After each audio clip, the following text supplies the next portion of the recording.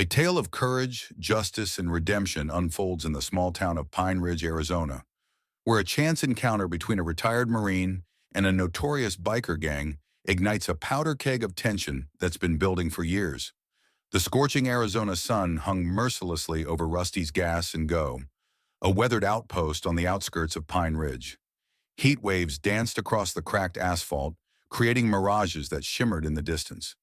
James Cooper stood beside his Ford F-150, methodically filling the tank while scanning his surroundings with practiced efficiency. His military-pressed khakis and ramrod-straight posture made him stand out like a lighthouse in a storm. Unmistakably military, unmistakably dangerous. 20 years in the Marine Corps had left their mark on Cooper, visible in both his bearing and the calculating look in his steel-gray eyes. Even now, 3 years after hanging up his uniform, he couldn't shake the habits that had kept him alive through 3 tours in Afghanistan.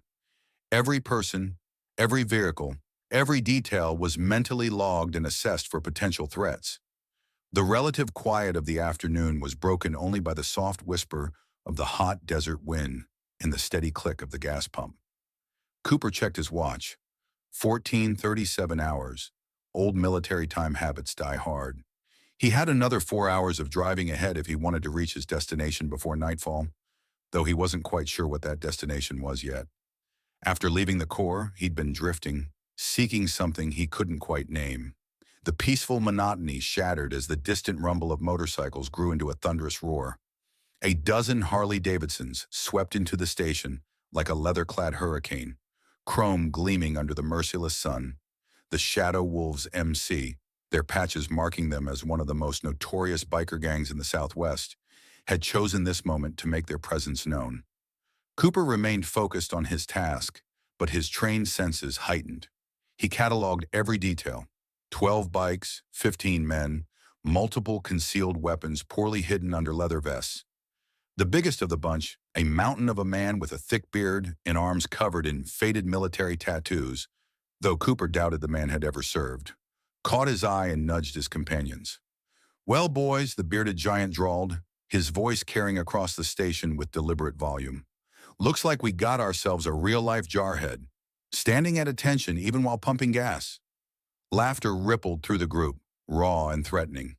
Cooper replaced the gas nozzle with deliberate precision, his movements smooth and controlled. As he turned toward the station shop to pay, he noted how the bikers had positioned themselves.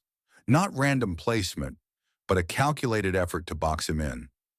3 by his truck, 2 near the shop entrance, others spreading out in a loose semicircle. Basic tactical positioning, amateur but effective.